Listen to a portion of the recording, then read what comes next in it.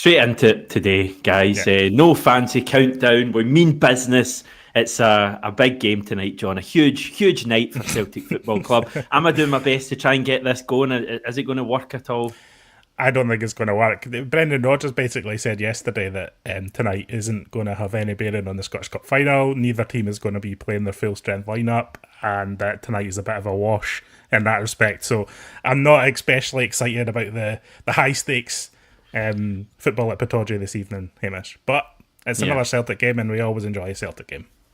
As I said earlier in the week, though, fast forward 2 weeks from now, John, and you and me and everyone else will be craving any sort of Celtic game. Mm-hmm. We'd take a dead rubber match. We'd do anything for a bit of action. So let's make sure we enjoy tonight, even though there's not a hell of a lot riding on it. But that may mean that we're going to get to see some different players. Yeah, there's a few different things happening today. Some comments from the manager yesterday, a transfer report yesterday as well. Mm-hmm. Possibly our first big transfer report. There's been things buzzing about in the background, but it's the first one of any substance, I would suggest. The first indication of, obviously, Celtic are looking to replace Jota, at least initially in the early stages of next season, but we'll talk about all that.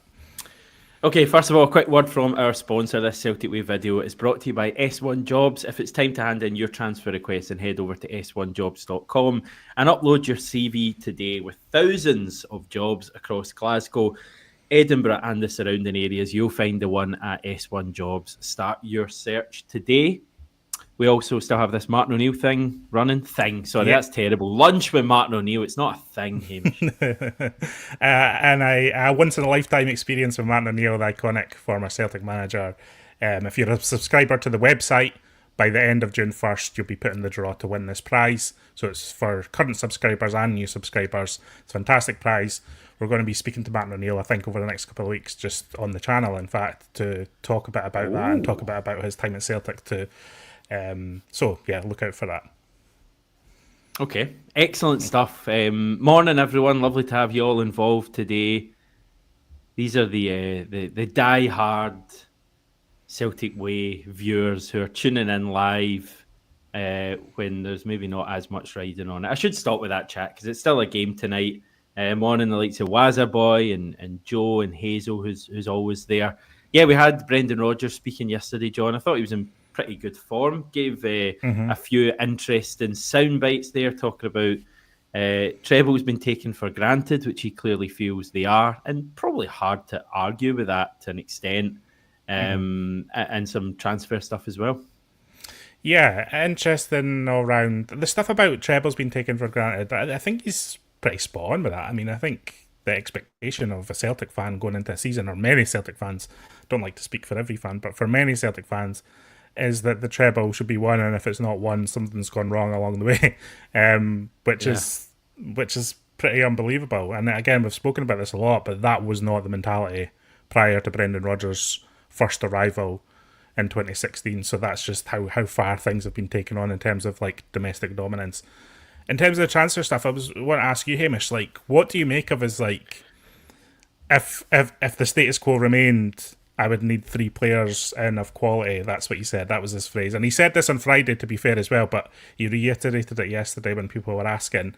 Because I look at the squad and I look at the squad depth and I'm thinking there's at least 4 or 5 maybe that I would bring in if everyone stayed. So I'm not quite sure where he's adding that up. Obviously, I'm not the Celtic manager. He has his own thoughts about who he trusts and who he wants to build around going forward. But I'm not sure if 3 was maybe enough. Where do you kind of land on that? Well, he said 2 to 3, didn't he? I guess Kieran Tierney wouldn't be included in that, and he is. He is a quality player who we are effectively signing in the summer, who's going to improve the team. I think if it was 3 players who are going to make a significant impact in improving the team, then that would obviously be a good start. That's if we don't lose anyone as well, which is the point he made. I'm trying to think. You go through the positions just briefly. Goalkeeper, fine. Right back. This is premised on us keeping everyone. Right back, fine. Left back. Would Greg Taylor be included in one of the 2? Probably not. But if you have Tierney and Taylor, you can tick that off as well. Centre back, I'd probably want a centre back sign. But I said to Tony yesterday, is that realistic given that we spent £6 million, a fair whack of money for a defender on Trusty last year. You've then got midfield, and I think the midfield needs a bit, just a bit of freshness in there. Just even one player, two if you lose someone like Rail Hatate, and then I think you need a winger and a striker. So what's that? He's not a million miles away, but I guess it could make all the difference. Yeah, not a million miles away, and it's just it's one of those things where I think as well Celtic aren't going to keep hold of all their players. I think there's a fair bit of chat around Hatate, for instance, and fingers crossed some of the other stalwarts in the team are untouched. But Celtic have a price for every single player in the squad, regardless of their importance. And if a club comes in and fancies meeting that, then they'll be saying their goodbyes. So I think it's going to be a summer of transition, and I think we're going to see a fair amount of Celtic transfer activity. I think even before you're looking at strengthening the squad, there's 4 or 5 players who are either out on loan or just not part of Brendan Rodgers' plans that you'd immediately look to get rid of. So there's naturally going to be new faces anyway, and I just hope that Celtic can at least deliver Brendan Rodgers core of 2 or 3 or maybe 4 if you're me or you, quality players that can come in and really enhance the squad. Celtic have the money, they have the resources, everyone knows this, everyone knows Celtic's ducks have got to be lined up in a row, and nothing can be taken for granted this summer despite another season of success. So Brendan Rodgers setting out what expectations are early, and then it's up to the club to deliver on that, up to the recruitment staff to deliver on that, isn't it? Because he spoke about that in the summer, not giving a number to the media because he'd be held, to account over that, and we're not even at the end of this season, and he's saying if everyone stays, 2 to 3 players, which the more I think about it, does seem a little bit light. I think I'd like to think we'd all agree with a manager that we don't need we don't need real upheaval at the club this summer. I think we have a good squad who've, regardless of what happens in the Scottish Cup final, it's been a really good season overall.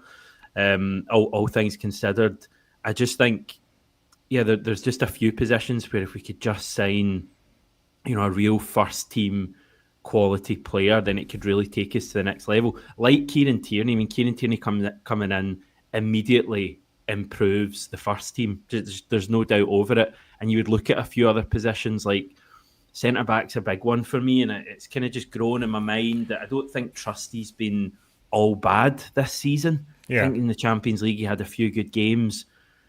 But I don't know. Are you banking on someone like Trusty being a lot better next season? Is that maybe what Brendan Rodgers is thinking with guys like Trusty, Ida, Engels? But you feel like if you go into the market and sign another quality centre back, I guess that would be the hope. But I just keep coming back to the fact that Brendan Rodgers has signed 4 defenders since he returned to the club, and it's Liam Scales who keeps coming back to the fore and being played along Cameron Carter-Vickers. Now, I've nothing against Liam Scales, as you know. I'm a fan of Liam Scales. I love his commitment.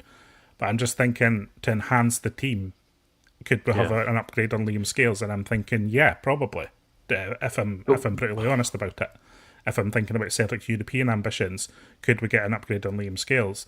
And so if Liam Scales keeps consistently beating out the players that Brendan Rodgers has signed, including Austin Trusty, who you re-won his place in the team from Austin Trusty in recent weeks before all this rotation, before all this, then I think that becomes the area that you look at as well. Because if Liam Scales keeps returning to the fore and you feel like you can realistically do better than Liam Scales, then I think it suddenly becomes something of a priority for Celtic. But that's something for the manager to consider. And we know he really likes Liam Scales, so there is that aspect to it. But if I'm taking a brutally honest look at the team and taking any likeness or familiarity for the players there, because I really like Liam Scales, I'm looking at that position as one that can definitely be upgraded on.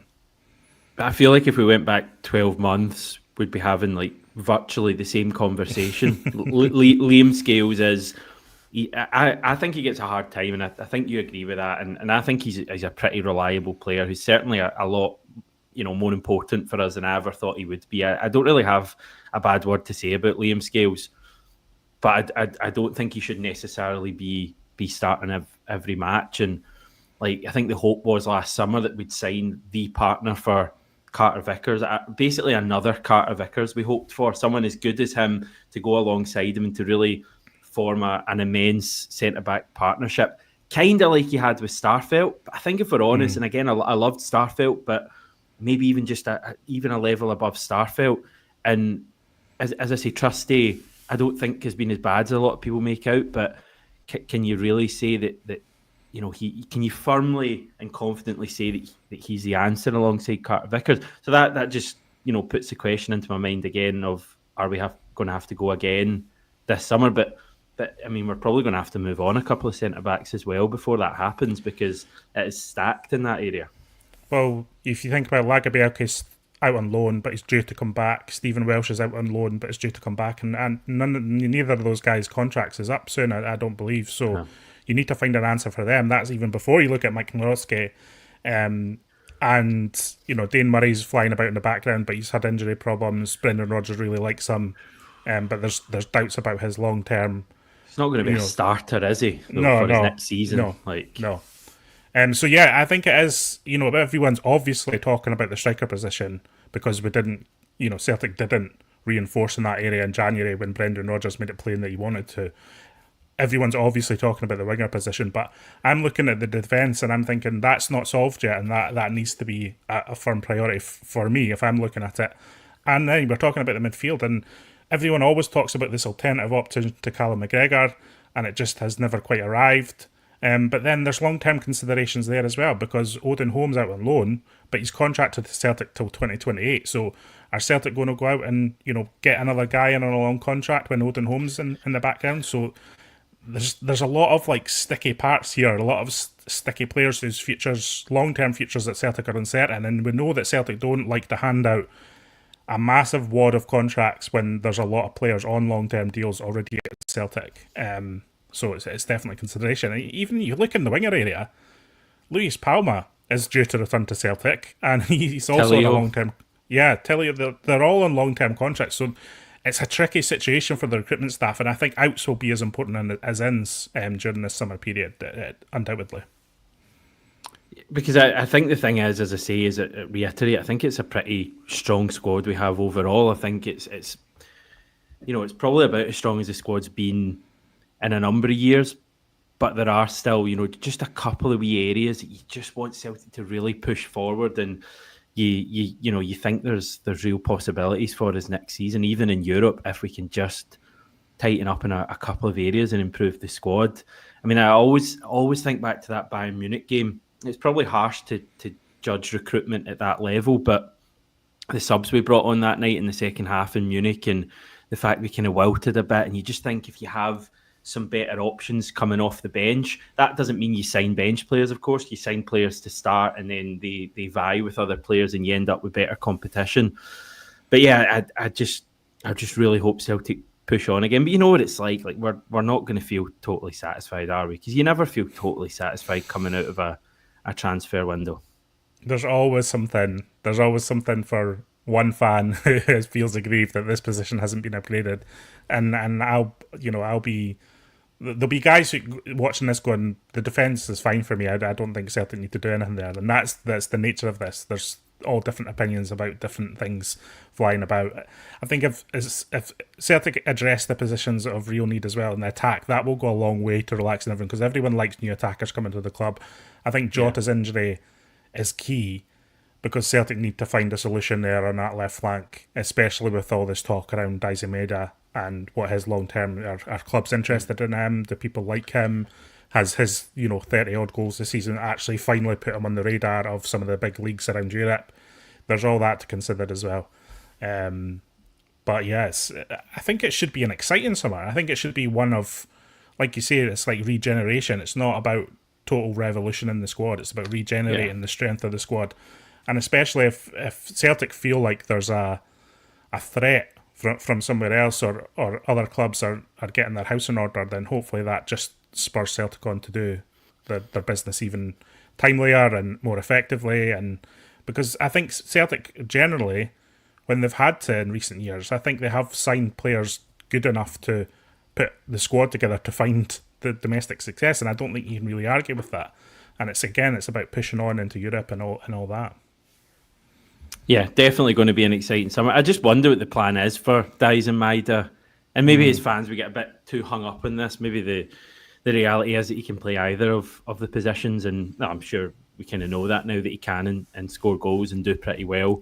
But I wonder if there is a plan there and Brendan Rodgers is thinking, right, okay, it seems like he wants to play Dyson on the left, I would say. I know Jota's out at the moment, and that may be partly why Maida's out on the left. But I think even prior to Jota's injury, Maida maybe gone out for a couple of games on the left. I feel like Brendan wants him on the left and wants to sign a striker. But then again, he's made other comments a couple of months ago about it being easier to sign a winger than a striker. So I would just say sign both. But yeah, I mean, we got a comment in there, Dennis, saying need a new striker. That has to be a priority. I do tend to agree with that. Like, I feel like a game-changing signing, like someone who had the kind of impact Dembele had on the team, a player who can, take the ball into feet, has a bit of magic, can score goals, can be involved in the build-up play like Kyogo wasn't really. I think that would be a big one for me. And you just hope, because obviously that's lingering, like I said earlier, over from the January transfer window, and it'd be something that would really set the tone for the window in general. I think if Celtic had a striking target lined up, got the business done early doors, and then I just think it sends a message to supporters that this summer transfer window is going to be a positive one, and I think it will generate excitement if Celtic manage to do that. I know transfers aren't really about PR and they're not really about images. It's about the effectiveness of the sign-in and the value proposition of that, and how you marry those two in the eyes of the selling club, the buying club, and the player himself. I understand it's complicated, but I'm just purely thinking from Celtic carrying forward some sort of positive momentum into next season. I really think it's important that Celtic bring in a quality attacker quite early in the window, relax everyone, and then just move forward from there and do the business you need to as you go. I think if it starts dragging on again into August, and Celtic still need to sign 3 or 4 players, 3, 4, 5 players by that point, then I think it just immediately puts pressure on the entire situation around the club in that crucial early stage of the season. When the football starts to be played, Celtic have the European qualifier, Celtic have the start of the Scottish Premiership season. It'll make everything feel a lot worse if Celtic don't do business early, and hopefully they're at least acknowledging that can be a factor in the early stages of next year. I agree with your points. Let's see if Celtic actually back that up, because quite often that's not the case, and we end up scrambling a bit at the end of the window. At least we know Kieran Tierney's coming in, and that's guaranteed. Yeah. There was also a report from Stephen McGowan, the Herald, saying that we are, quote, monitoring the situation of Tyrese Dolan, Blackburn winger. He's 23 years old. He was apparently on a list of potential signing options we had in January before we signed Jota or re-signed Jota. Jota's obviously going to be out probably for the rest of the year. So it appears like Dolan might be back in the running. He's out of contract with Blackburn Rovers. Their manager, Valerian Ismail, I saw him saying that he hasn't given up all hope, but he does kind of, to me, seem a bit resigned to losing him. I think the latest chat where I was reading was that Dolan's going on holiday. Blackburn season's over. Dolan's going on holiday to think about his options. So, a winger, young player, seems to be pretty sought after as well. Quite a fan's favourite by all accounts. He's one to keep an eye on. Yeah, and I think the Championship in general is a division to keep an eye on for me this summer, because we know Brendan Rodgers quite likes a lot of these British-based players. He quite likes the profiles of the physicality of the players who come through at the English Premier League, English Championship level. And there are bargains to be had in terms of like players who are approaching the end of the contract in that English second tier. You can sign them for a nominal fee due to cross-border regulations. You don't have to pay, a big upfront outlay for them, and then it becomes about wages and the players' individual ambitions, which might make Celtic more competitive in that environment. So I think there'll be a few to watch, I think, coming up this summer, and he won't be the only one. Obviously, there'll be a lot of clubs from around Europe now. I even think clubs in Italy and Germany and France, they're not ignorant of the players who are coming out of the Championship as well. So it will be a competitive market, but I think it's one that Celtic have strength in because they have this concept of at least playing Europa League group stage football next year, potentially Champions League, one match, one tie to do that. And I think that is attractive for a lot of these players. So I think it's going to be a market that Celtic will be active in throughout the summer, just purely because of what Brendan Rodgers likes in the profile of player that Brendan Rodgers likes.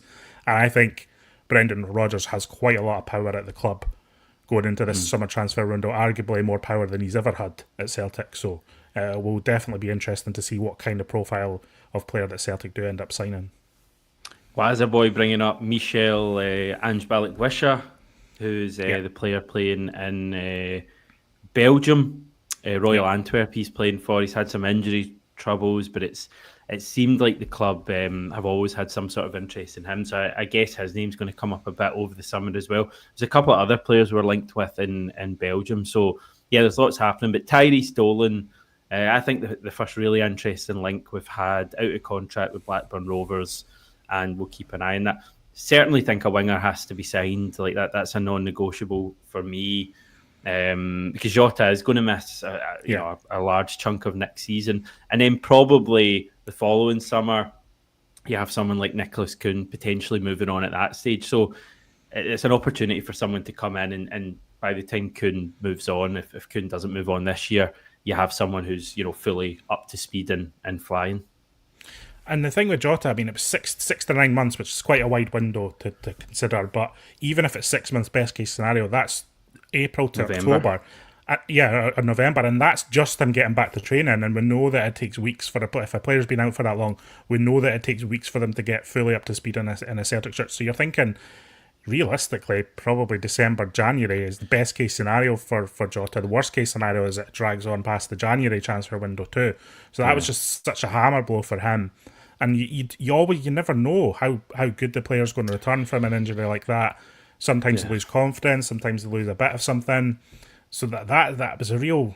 I know that it's been said a lot, but it's just so gutting for him because I just felt like he was starting to get back into it, and I think everyone had eyed this pre-season period as the summer of Jota, like last year was the summer of Kuhn. But there's no point in dwelling on it too much. Celtic definitely need to address it. In the long term or short term, and that might be one you end up a loan signing, unfortunately, just to the nature of how everything is. Yeah, it did cross my mind. I mean, I'd hope not. I'd hope the club go and sign someone because, as I say, they're going to have a real chance to play. I think you basically, this is a horrible thing to say, but you need to act like Jota's not going to be there for the whole season. You need to sign someone who can go and be that left winger for us because, yeah, it maybe looks like we've got wing options, but when you take Jota out of the equation, I know Dyson's there as well, but what's Dyson's role going to be next season? Where's he going to be playing? And away from that, you're kind of struggling a wee bit. We're not really sure about Yang. James Forrest is getting on. So yeah, definitely need to sign a winger, striker for me as well. But it's a busy summer ahead. There were a few comments I want to get in. I'm starting to think Dennis is related to Greg Taylor because I swear over that I've been doing this for a while. And Dennis, are you Greg Taylor's dad or something like that? Because you're always asking what the situation is with Greg Taylor. We still don't know though, do we? No, I don't think we're going to know until after the Scottish Cup final, basically. And I think we might be able to tell a lot from whatever Greg Taylor's interview. If Celtic are successful in that Scottish Cup final and there's on-pitch interviews, we might be able to tell a lot from what Greg Taylor says to club media, or says to the BBC, or says to Premier Sports or whoever. So that's definitely going to be one for then. We'll definitely know, I think, by the end of whatever celebrations or goodbyes are at the end of the day what Greg Taylor's intent is. Yeah. This is a hot take from MT saying it's a right centre-back we need, not a left centre-back. CCV injuries are mounting. John, next season will be the breakthrough year for Dane Murray. Think he has what it takes. Brendan Rodgers certainly talking quite positively about Dane Murray the other day. Bold shout. He's talked positively about him 2 or 3 times. I think he liked the way that he went out on loan this season, got into his business, played week to week without any injury problems. And I don't think that Dane Murray's out now until the summer, but I don't think it's a massive problem. Brendan Rodgers described it as he needed some sort of cleanup of his knee, and we know that Dane Murray's had a lot of knee injuries over the year. So that might be something that was planned or in the books anyway as the season was going to develop. We know that Brendan Rodgers really likes him. For me, it's impossible, really. I just agree with that kind of comment that someone said. I think it would be useful for Dane Murray to go back out on loan again, play another half season, week to week, get a full slate of matches in, and then go from there. Because I don't think he's going to immediately come in and make an impact in the Celtic team. I could be wrong, but we'll see how he does in pre-season. Because I think the idea of this knee kind of cleanup is probably he is ready for that pre-season period to really stake a claim in the group, and we know Rodgers is going to give him a chance because he likes what he sees from him. Yeah. Ian saying, is KT one of the 3 players Rodgers says he wants in? I hope not. If no. So, won't be a surprise if the other 2 are in towards the end of August. No, I wouldn't imagine so. I think Brendan Rodgers was saying, like, because this all came up on Friday, actually. It wasn't yet. I know they've been talked about and discussed a lot in the last 24 hours, but it was on Friday's press conference that he first said this.